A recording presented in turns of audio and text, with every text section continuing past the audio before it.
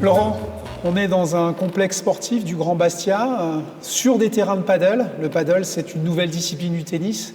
Ça pourrait cadrer avec votre renouveau. On va brosser un petit peu votre carrière ces dernières années.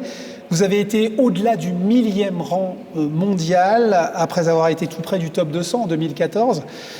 Avec le recul, vos exploits lors du Roland-Garros 2014, justement, est-ce qu'ils ne vous ont pas desservi? Est-ce que mentalement, tennistiquement, vous étiez prêt à assumer tout ça? Je pense que j'étais prêt. Maintenant, c'est difficile. C'était difficile à ce moment-là pour moi d'être vraiment conscient en fait, de ce qui était en train de se passer. C'était tout nouveau pour moi, Roland. Moi, j'étais vraiment rentré sous l'effet des projecteurs très rapidement et je ne m'y attendais pas forcément. À ce moment-là en tout cas. Donc je pense que c'est plus l'après qui a été difficile pour moi à gérer que la compétition en elle-même parce que j'étais vraiment dans ma bulle. Ensuite, j'ai eu beaucoup de blessures, donc je pense que ça a été difficile pour moi. J'ai jamais pu m'inscrire dans la durée pour pouvoir continuer de monter et de progresser. Donc même si après j'ai réussi à me qualifier à l'Open d'Australie 8 mois plus tard, mais ça a été un moment un petit peu difficile et aujourd'hui, je m'en sers comme d'une expérience pour le futur. Alors après ce Roland-Garros 2014, malgré tout, vous avez chuté dans les classements, on le disait au préambule. Il y a eu d'autres péripéties. Roland-Garros 2017, vous refusez de serrer la main de votre adversaire parce que vous considérez qu'il vous manque de respect. Il y a eu après le divorce avec votre coach, le projet Corse-au-Corse, vous décidez de rentrer ici. Malheureusement, faute de financement, le projet avorte. Vous êtes désormais revenu tout près du top 300. Vous êtes actuellement dans une structure privée en Espagne. Les raisons de votre rebond, les ressorts de votre renouveau, Laurent Locoli? Déjà, je le dois beaucoup à mes coachs en Espagne, à Barcelone. Ils ont vraiment, je suis arrivé là-bas et personne ne me connaissait. Je suis vraiment arrivé dans l'inconnu. Je suis parti avec mon sac de tennis et vraiment à l'aventure, voir ce qui allait se passer. En totale immersion, je suis arrivé là-bas, je ne parlais pas du tout espagnol. Aujourd'hui, je suis trilingue. C'est vrai qu'il y a eu aussi un rapprochement parce que j'arrivais en Catalogne.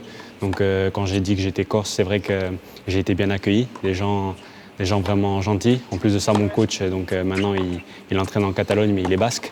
Donc voilà, il y a vraiment eu un rapprochement de ce côté-là. Ensuite, je le dois beaucoup, j'ai énormément travaillé dans l'ombre. Je me suis vraiment forgé.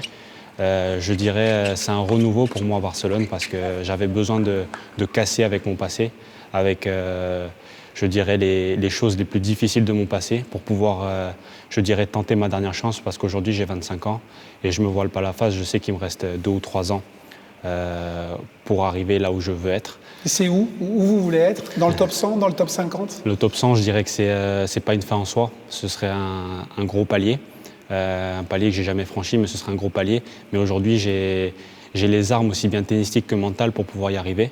Le problème, c'est qu'on m'a fait comprendre à Barcelone que j'étais très fort mentalement, alors qu'on m'a dit pendant des années que c'était ma faiblesse.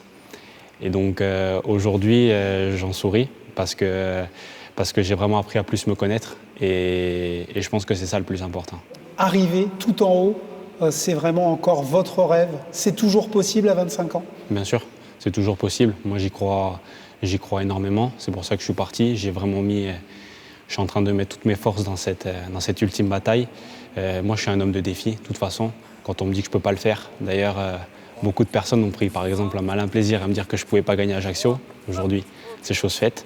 Et moi, je marche comme ça. Quand on me dit que je ne peux pas le faire, je sais que je vais y arriver. C'est vraiment un beau défi. Je vais continuer de travailler dur, de m'accrocher, de croire en moi et je suis sûr qu'avec le temps, on verra les résultats. Vous êtes habité, vous y croyez? Toujours. En fait, j'ai toujours été habité. Simplement, j'ai pas toujours eu tous les éléments à côté de moi, autour de moi, être dans un bon environnement pour pouvoir bien progresser. Aujourd'hui, je suis dans une structure qui est saine, avec vraiment des coachs qui sont très professionnels.